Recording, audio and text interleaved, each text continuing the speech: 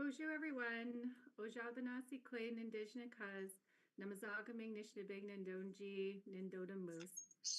My name is Laura. I am a land-based coordinator with the Ontario Native Women's Association. I am based here in Thunder Bay, but I'm currently Zooming from my house out in Kakabeka Falls. And what a beautiful time of year it is right now with that water flowing. All that water flowing over the falls. And so today, welcome to everyone joining us with it being World Health Day. And today we're going to be sitting with our elder, Laura Calmwind, who, is going to be sharing some beautiful teachings on both water and life cycles and the importance of role of mentorship within parenthood and childhood. And so Laura Calmwind is a member of Kitchenamokusib Ininnuag. I hope I said that okay. She is a proud mother of 5 children and a grandmother to 9 grandchildren and 1 great-grandchild. Laura is fluent in several dialects of the Indigenous languages spoken in and around Thunder Bay and in the northern remote communities.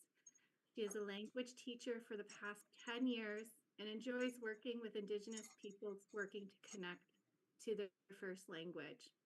Laura's work is focused on Indigenous youth and young adults. For over 30 years, she has worked to train and pass on Indigenous knowledge and cultural ways to the younger generation.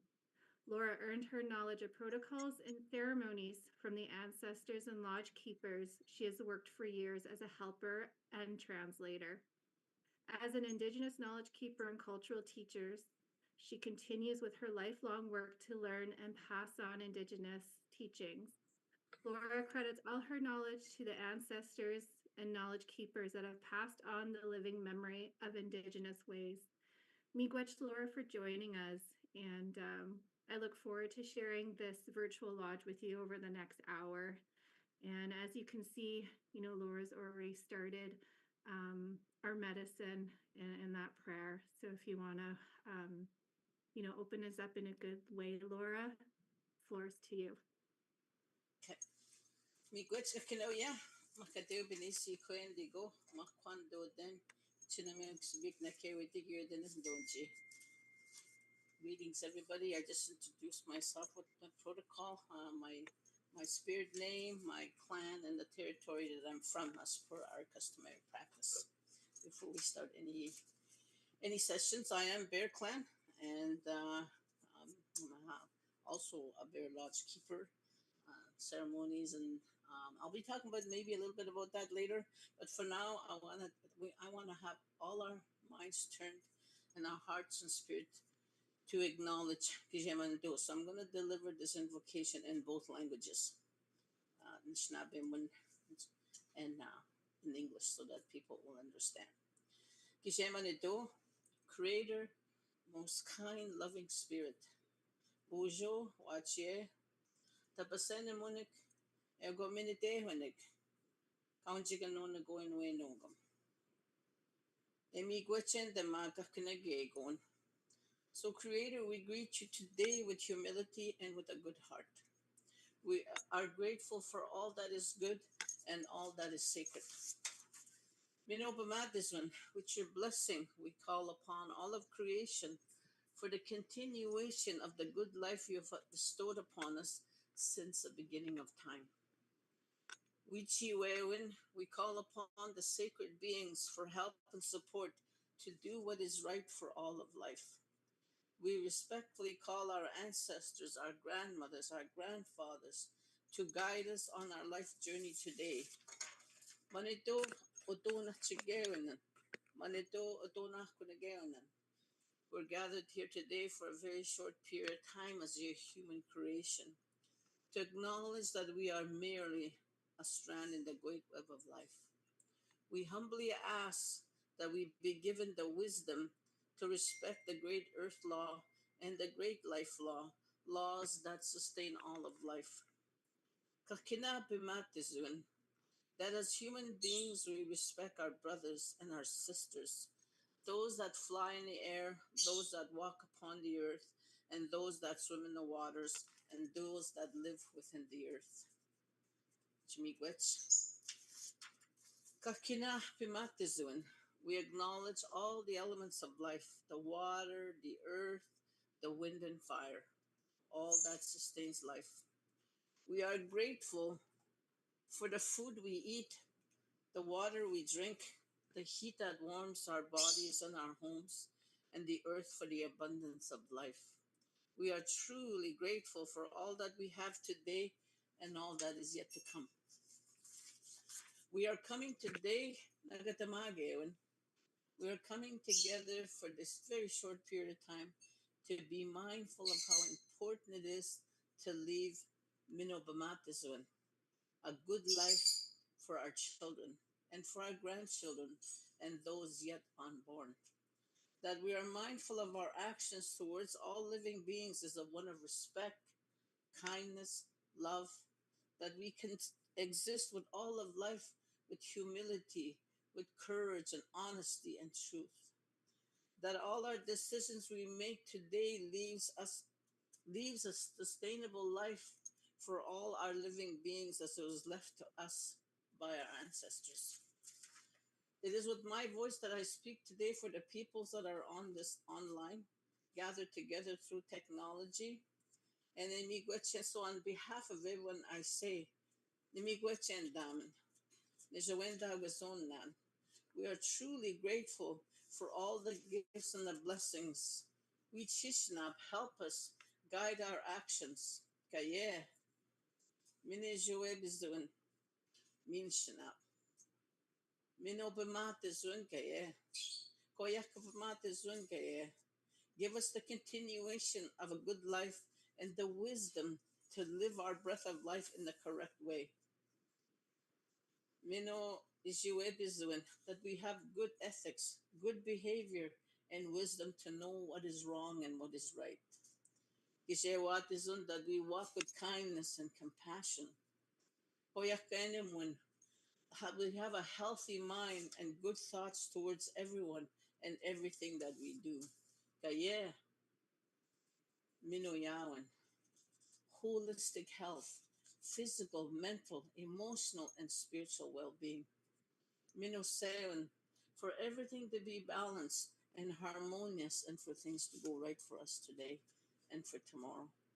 Minodepsewan, that we always have enough to meet our needs, that our children have enough food, enough good clean water, that our elders are looked after in a good way, and that all our needs are met. Minowichiutiwan, to follow our original instructions and come together to share and to support each other's life journey. Mino Biggie Hausen, which is a very important teaching creator that you have given to us, to raise our children in a good way, that they value family, community, and the sacredness of life. Mino Nistotamagewan, to have a good understanding and appreciation of our indigenous way of life. Nimigwechen Damen Gabisadoyag. So we give thanks to creation, to the Creator and all of creation for listening to us. And we offer our tobacco and we ask, so in the Mishnah, Gitamaga in the Mishnah, is to have pity as we are but a small part of your creation. Miigwech. So that's our opening protocol there. As I delivered it both English and Mishnah. So, did you Miigwech. want me to go right into my presentation or did you? Yeah, I mean, if you're ready to go into it, that's wonderful. I'm really excited to, hear some of your teachings and to just sit and listen.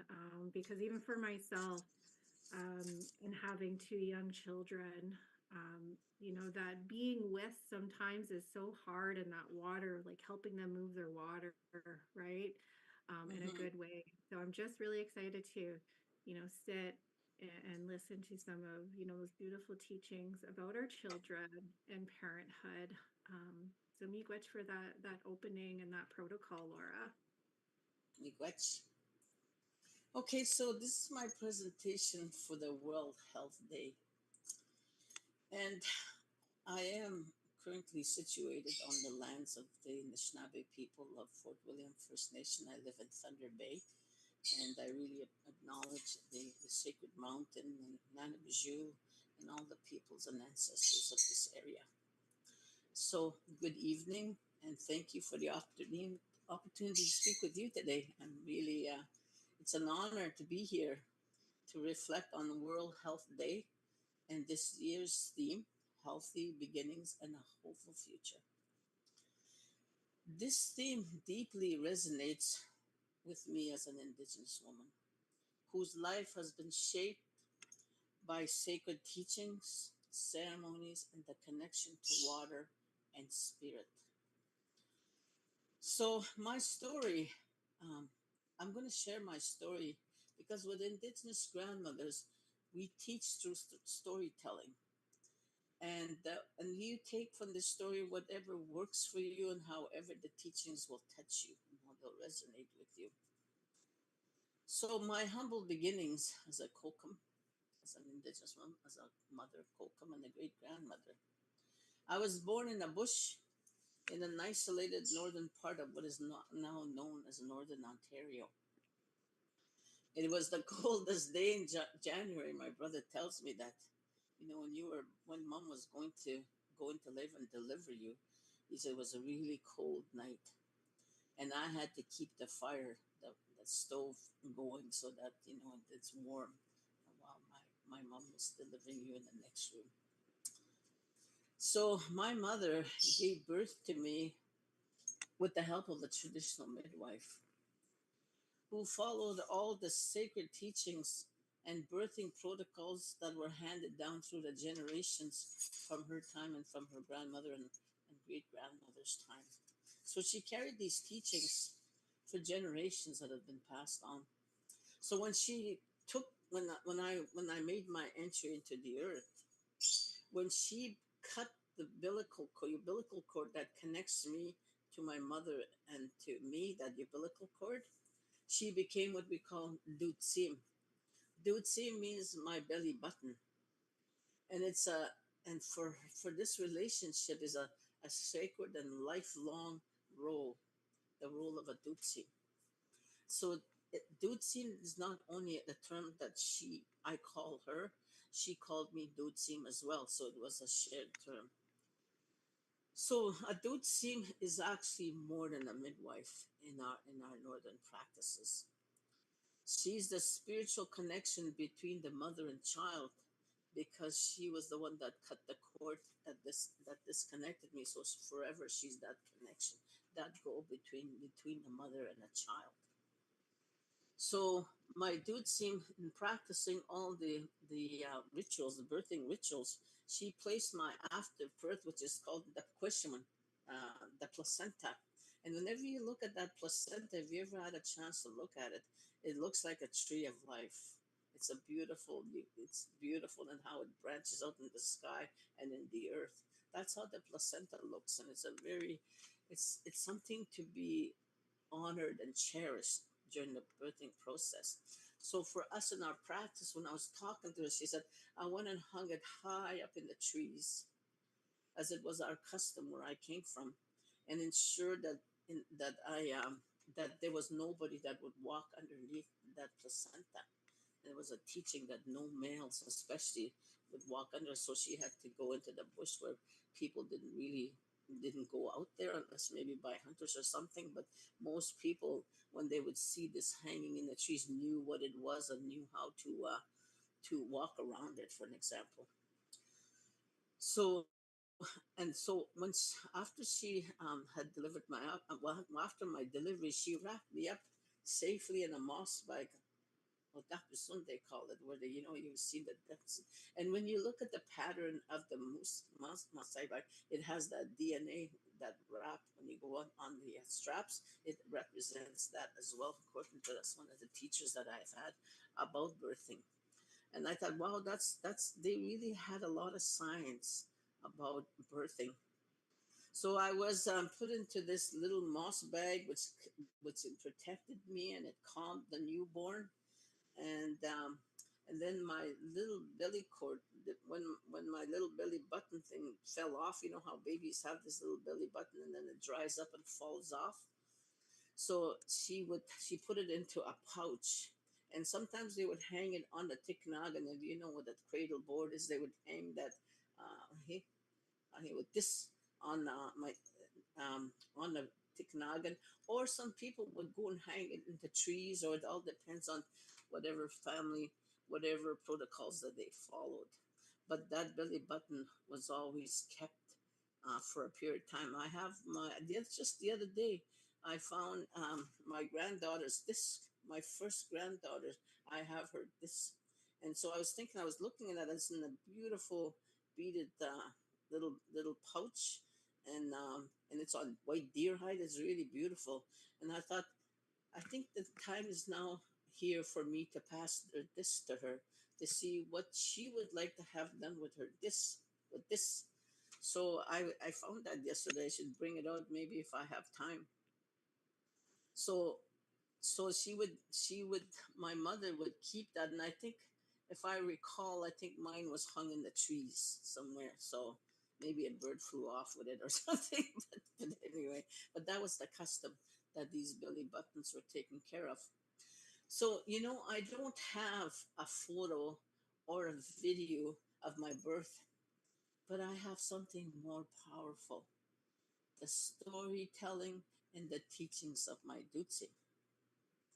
She would often recall, and she would tell me stories, the day I was born, with humor and with ceremony. She'd look at me. One time I went and visited her because my mother always said to me when I came back to the community, when I was out to school from an isolated communities, we didn't have high schools and schools. When we were taken to residential school or day schools, and we would come home, and my mom said, "Get dude sim to the up, mom, and let's go visit your dude sim." She always made sure that I took the time to visit my dude sim with my mother. So why I was mentioning about, I don't have a photo. A lot of people can go back in their photo albums. Oh, there's me, really cute little baby that I was. So I don't have that because of the time we didn't have that. And so she would often recall stories about my birth. And then she'd look at me and said, "Look at you now. She would say, "Look at you now." That humor, that warmth, and she would have the smile. That was all part of her medicine as a Tutsi. So we had this relationship that was a loving relationship. And I always knew she was there. Because and as a child, my mother would remind me. And as I got older, I made it my responsibility to see her, to give her a gift, to honor her, and say me what's, because she plays an important role in my birthing. And I'm going to tell you why it's important, this type of practice, and how it relates to the theme today. So the completion of the circle of life. So years later, when my dude seemed passed, I got a call, and I returned home to be part of her final journey. I was asked to help prepare her body and to dress her for her crossing into the spirit world. I chose the clothing that she wore and her moccasins, and made sure she would be welcome home with dignity and loved by her ancestors, that she was looking good. And it was the greatest honor, because the woman who brought me into this world, I was now preparing to send her back to the Creator. That was quite an honor. So this is the circle of life. It's a it was completed between us. I was also gifted her moccasins. There's another pair of high top moccasins that she had, that she wore. Oops, I don't know what happened here. Just a second, something came on my screen. And so I was given her moccasins. I still have them. I still keep them in my bundle. The ones that she wore in her daily activities or in her work as a midwife, because that was not her only child that she delivered. She delivered a lot of other children. And so I keep them with me in my sacred bundle, and I keep them with responsibility.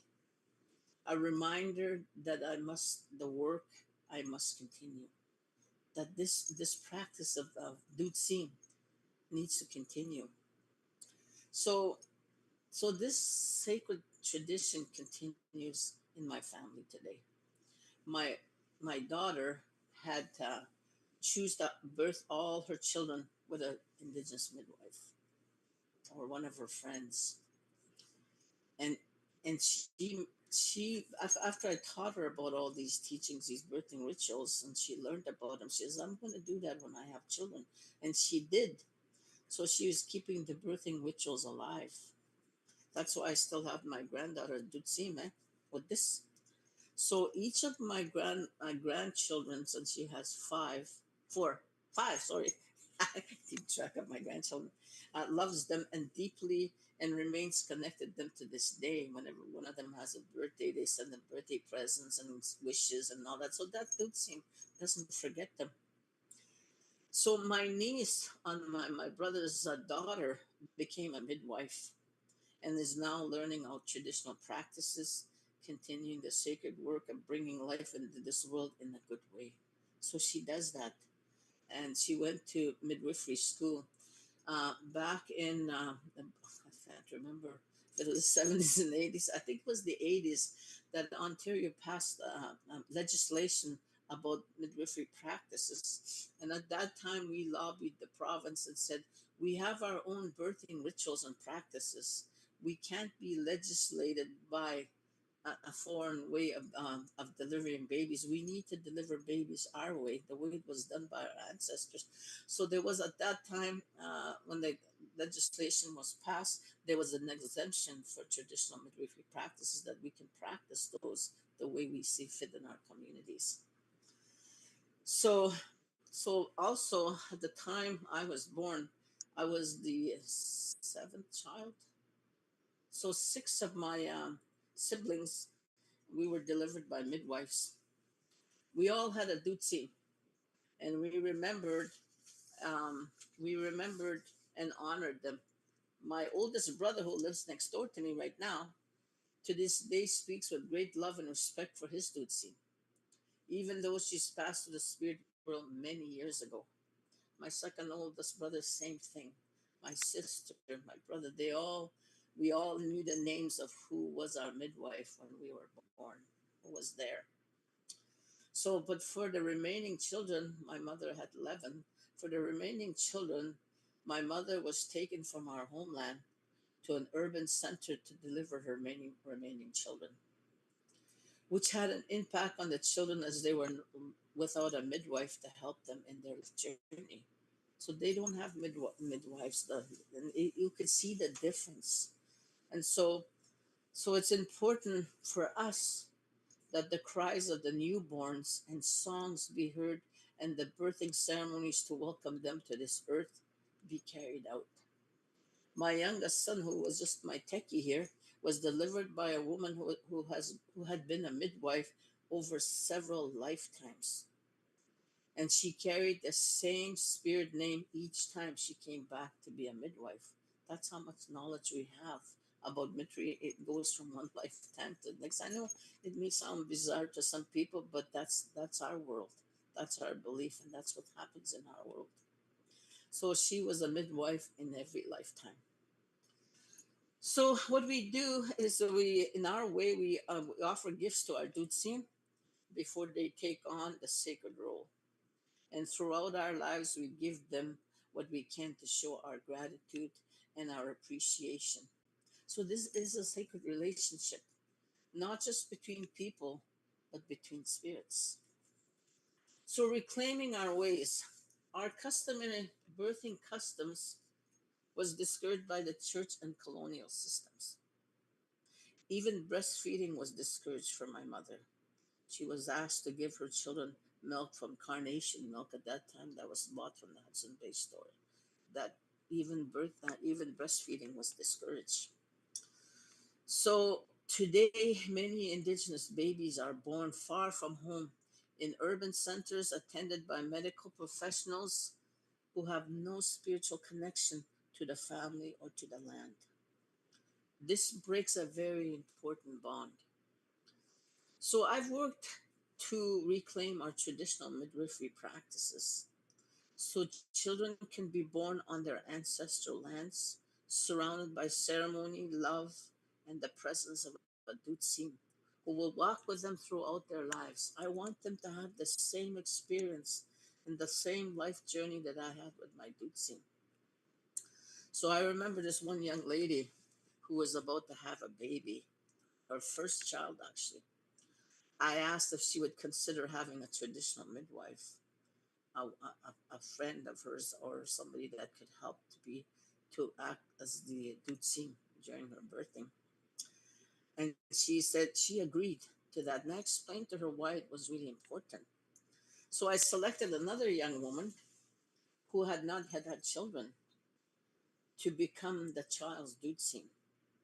That child would become her child. When the time came, the three of us were there. And as the waters came, the first thing that come when the child is born is the water.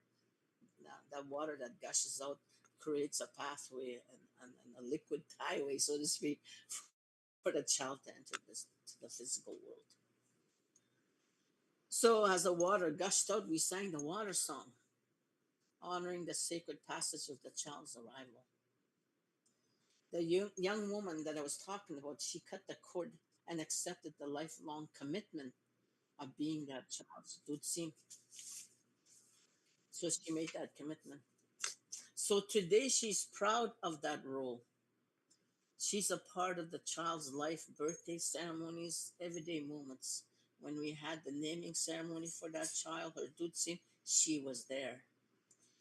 So the mother honors that relationship with her dutsim, and the child is growing up today with surrounded by love and tradition the way it should be. So this is mentorship. This is culture in action. This is what a healthy beginning and a hopeful future looks like. Because water is life. We know that. Each and every one of us know that. And there's a day doesn't go by that I lift up my glass and say, "Mi gwech for nipe. Manito apo mi gwech man." And I'm very appreciative of water. So it is the first environment that a child knows when it's in the amniotic fluids within its mother's womb. And when the water breaks, a new journey begins. We honor this moment with songs and ceremony. As human beings, we're made out of what 70% of our bodies is water. So it is our responsibility to protect these waters, not only for ourselves, but for generations to come. Water sustains our spirits, our medicine, and our birth. If we do not care for the water, we do not care for the future. So another thing that we do with the birthing ritual comes, and then the child is welcomed into the world. Then we have what we call a baby ceremony. So every spring, we work to hold a sacred baby ceremony to honor life. It's coming up pretty soon. I've been actually gathering my stuff that will be used in the ceremony, and I've invited women to pass on this water ceremony to, as it was passed on to me. So we give thanks to the Creator for the gift of human beings, both male and female. So we have gifts to recognize both creation. So we honor those that are loved and nurtured by their family because they're children that are being raised by loving parents today, by loving grandmothers. But then we have those children also that are in the foster care system or in group homes that are not growing up with their immediate family circle. My sister, who passed on to the spirit world a few years ago, was a foster mother. She fostered over 80 children, and she was given children that were difficult to handle. But because she was such a loving woman and when raising children, she had the patience to do that. And I asked her one day when she was sitting in my living room, "Why is it?" I said, "At your age, you're still looking after little babies." And she said to me, "You know what, Laura?" She said, "Somebody's got to love these babies because they're gifts from the Creator." I'm there, she said. I hold them when they cry for their mummies and when they feel lost. I sit with them and I hug them and I often cry with them so that they know somebody is there for them.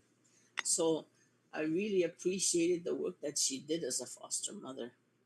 And we also honor and feast children that are missing and murdered, those ones that have been lost in the residential school system that are that with the genocide was hidden when they were murdered and they're missing. It's a sad legacy, but it's happened. And we also do ceremonies for people, children that are aborted, miscarried, or lost in pregnancy. And I've had women come to me looking for healing because of things that have happened in their life journey. And we pray, and we also feast and honor those children in the spirit world that are waiting for their journey to this earth. We also honor them and sing them song. This ceremony reminds us that all of life is sacred and that we have a role to play in honoring and protecting that life. It is a ceremony of love, gratitude, and healing.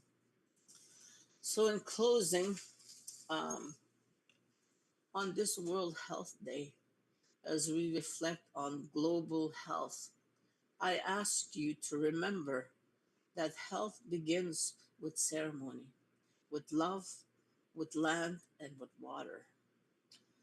So I encourage Indigenous people and all other peoples, let us return to our sacred teachings.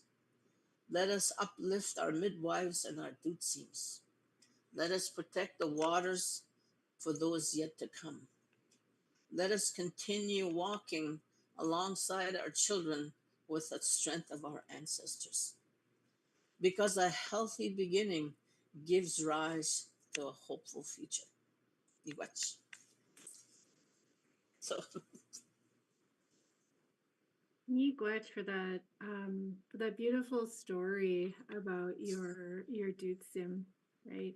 And um, and I really enjoyed your storytelling, talking about the waters and our ceremonies. Um, because as Anishinaabe Kwe from this area treaty, the Robinson Superior Treaty, I also didn't grow up, in my community. I grew up 15 minutes outside of it, and so when um, when I had my children, I didn't know these ceremonies, and I didn't know, who to turn to or who to reach out to learn it at that time. And so I guess my question is, when we're in those situations, when we're at those clinics, when we find that, we're carrying, that spirit of our future children inside of us, is, how do we advocate for ourselves in those settings? Because I know myself, with a chronic illness, I asked for a midwife and they said, no, you know, you can't because you have a serious issue. You have to go this way.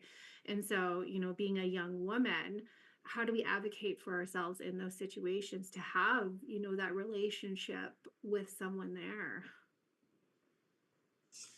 well, I think it's important for your health and safety because of the illness that you may have, that you have proper medical Yeah. help or support.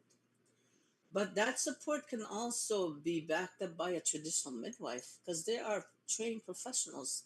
And let's say my niece who went to midwifery school, Western midwifery school, and then is learning the traditional midwifery practices.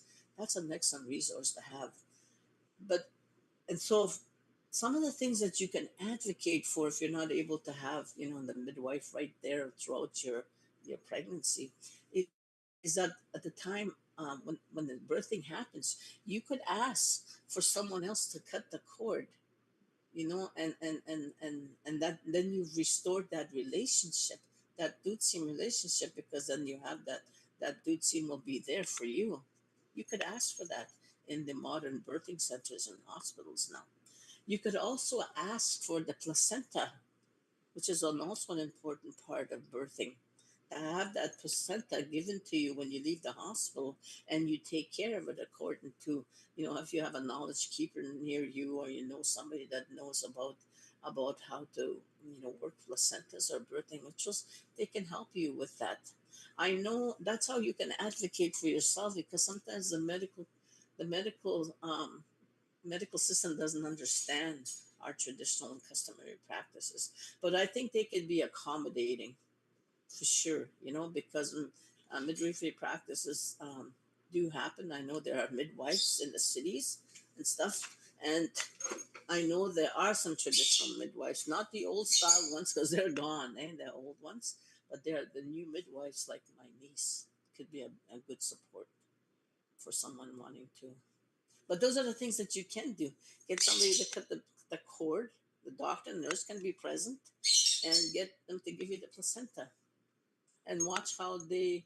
And you can have your moss bag there. You can have all the other, part goes part with the birthing rituals. You can have all that present there. You can advocate. And if you don't have, if you're in a hospital that doesn't have that, you can advocate for those young women to be able to have that opportunity. I do. Oh, miigwech for that, Laura. If anyone is joining us online, you can reach out and ask questions, and we can help that best answer them as best as we can. So if you do have questions for Laura, please, put it down in the chat, and we can answer them for you. So it is my hope that the cry of a newborn can be heard on the homelands again, because they're not. A lot of them are not born right on the homelands. Like me, I was born way out in the bush, eh? So, so my cry, my first cry would have been heard on the land, not in the sterile hospital back in the day. That's how it was, right? So I was fortunate that way, and I'm always really truly grateful that I came into the world like that, and appreciated my Tutsi. And I would really encourage young women that out there, that if you're pregnant and you're wondering, you know, how you can do this, there's a way to do it. And talk to your medical people, talk to your elders, and see who could work with you. See who's a traditional midwife in your area, or even a midwife. And if you don't have a traditional midwife, ask somebody who's close to you, a good friend, a family member, to be your dutsin. That relationship, as soon as they cut the cord, that relationship is born for a lifetime. That's hope for the future. I know for myself, my daughter had come so quick during that night, and my partner almost didn't make it. And that doctor who was delivering, she was going to cut it, but then he kind of walked into the room and he's like, "I'm here," and then he was able to cut it at that moment, right? And so for him, I look at his relationship as my children's father, and how loving and nurturing he is to the children, right? And I would say that their relationship is so bonded together with him Mhm. being there in that moment. And he's also their dutsi. Yeah, He makes a dual rule in their role in their life, which is good.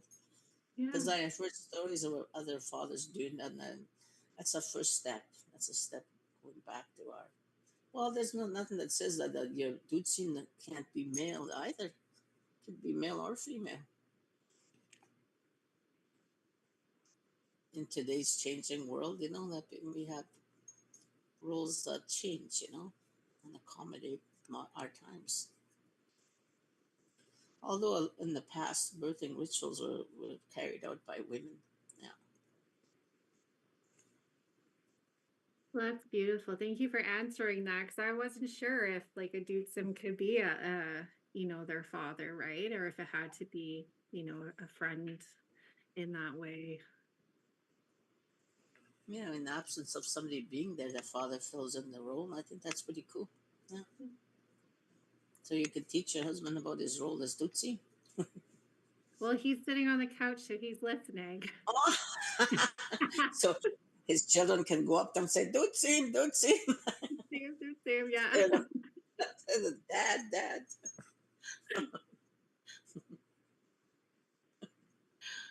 He's Yes, mostly I really loved your teachings too about the moss bag, right? And when you look at how they're strung together and that representing that DNA, right? And I never heard that teaching before, and but it really stuck with me as I'm picturing, that moss bag and picturing like how you tie it up and how interconnected it is. right. Um, yeah, that was very beautiful. I learned that from a grandmother who's passed on to the spirit world. She carried a lot of baby teachings and children teachings. She's gone now, and she was an awesome teacher. She taught about moss bags and the teachings that go with the moss bags. So I was fortunate enough to learn some of her teachings before she left. She was from the Treaty 3 area. I know the one teaching, that I heard quite a bit when I started working and listening to knowledge keepers and elders about when they would share, our children choose us, right? Our children choose us as their parents. And it was a long time that I really had to sit with that teaching to really understand what that really meant because of our histories, right, and how that carries through in parenting and how that impacts us. And so I've had youth ask me, why would I choose this life, right? And so really having to sit with that teaching about what that means for us, what that means for me and my family and my parents. And when I look at my children, right, and knowing that um, they chose me and my partner to bring them into this world. And it's up to us to ensure that we're giving those tools and those teachings and that ceremony to feed their spirit so that they can be healthy and happy. And what are you do you have any teachings around that, or how does that sit with you about about our children choosing us? Yeah, I heard about that teaching as well. And I've heard some people say that, that have experienced trauma in their childhood due to a parent that might have um, be lost in her journey. So why would I pick a mother, let's say for an example, that lives on the street today? Why would I do that? And I said, you know what? We're spirits on an earthly journey. What lessons have you come to learn? Have you come to learn unconditional love?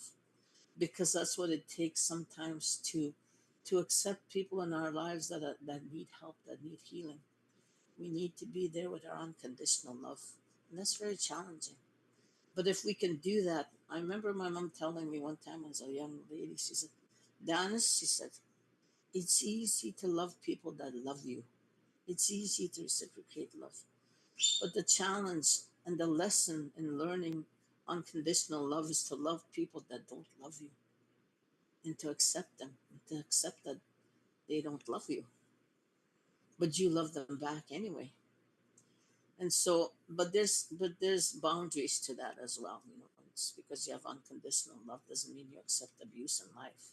You have your healthy boundaries, and I always remember that. And so, and when that young lady told me, why would I pick a homeless street person as my mother? She's never been there for me. I said, well, think about your lessons to reaching out and loving her in spite of her personal life journey. And she said, that makes sense. So we choose our parents for whatever reason that we've come to learn, what lessons we've come to learn in this lifetime. And I think that's the answer to that. From in my understanding is that what lessons do we learn in this life journey? Miigwech for that. It's beautiful. Um, when I think about, our children, right, and parenting and like mentoring them, right, as they grow older. Um, when my son, he was born in the beginning of September, and when you're talking about your first scream, our children's first cries being out on the land, right? I think about he was only 2.5 weeks old when I had him wrapped to me in those Moby wraps, and he was out in a moose stand with me in the middle of a swamp, calling. And I just remember, like, when he was getting hungry, just breastfeeding him there, right? And not having any of the, like, just being deep in the bush and just hearing the birds around us in September, and how beautiful those ways are, our traditional ways of being, of having our children out there on the land with us. Even with trapping, 'cause we're also trappers, right? And having our kids out there and seeing and learning those respect and those ceremonies for those animals.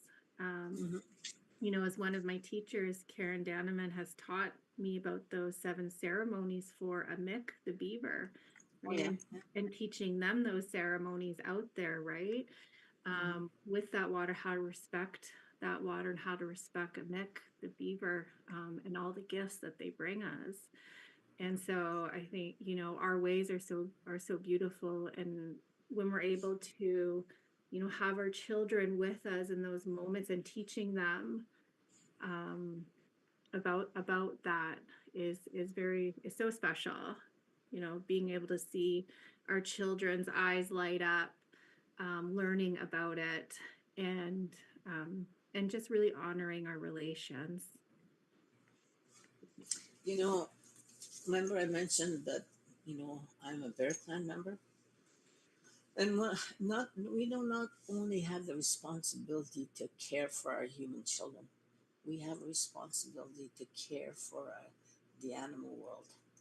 And for me, when January to February, maybe January, mid February, when the cubs are born, and when we didn't have enough snow for them to sleep, to hibernate, I prayed for snow. I prayed for a big storm and put in a lot of snow so that our the bears can rest and hibernate because they need snow, right?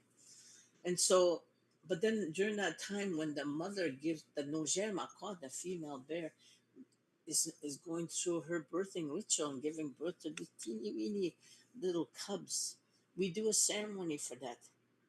And we thank the creator for the gift of bears, that a new generation of bears are going to be seen in the springtime when we will see little cubs running around. Mama bear has trailing 2 little cubs behind her, that's a beautiful sight. That's creation. That's for a hopeful future as well. Because I traveled in Europe, and one of the shocking things I found in one country is that there were no bears. There hadn't been bears there in about 1,000 years because they had been hunted out. I thought, oh, that's shocking for me as a Bear Clan member. The responsibilities that we have as Bear Clan members. And so I said, okay, I'm going to do a bear ceremony, and said, call the bears back to this. So I haven't followed up to see if that happened, but because the bears lived there before, before they were wiped out, because at that time the colonizer was bringing in their sheep, their cows, and they couldn't afford to have predators. Unfortunately, that's happened in history. And so the bear was hunted out. The other one that was hunted out was a natural predator as well, was the wolves in that area that were indigenous to that area. That was really shocking for me because I take it for granted here on Turtle Island, that to see a bear, to see a moose, to see a wolf, that's almost a sighting that's we take for granted often. But over there, things are different in some places. So it's our responsibility not only to care for our human children, but the the the, uh, the little ones from our sisters and our brothers. And even the frog came to a grandmother one time, and she visited her and said, "We need help. My little froggies that are in this little pond, they're sick. They're looking deformed. They're looking funny. It's because of that. We got she said. It's because of that poison waters that are flowing into the pond." And she said, "It's hurting my children. So we're asking you for help for our little froggies so that they continue to live." Isn't that amazing? How they reach out to the indigenous grandmothers for that. Same thing with the bears. Same thing with other creatures will communicate to us and say, "We need help. We need you to be responsible for us as well." That's what makes, because if we don't have healthy animals and healthy waters, we're not going to be healthy. So much for World Health Day if we don't have these practices where we sustain the health and help with the health of our of our which is all our relations, which is everything in the great web of life. Anyway, that's my thoughts on that, and I'm sure other clan systems and other clan lodges have their roles and responsibility for the fish clan, the bird clan. I don't know what those are. So Well, me, Gwetch, for that, Laura, and with me being Moose Clan and really just learning kind of what that means for my role in community, right?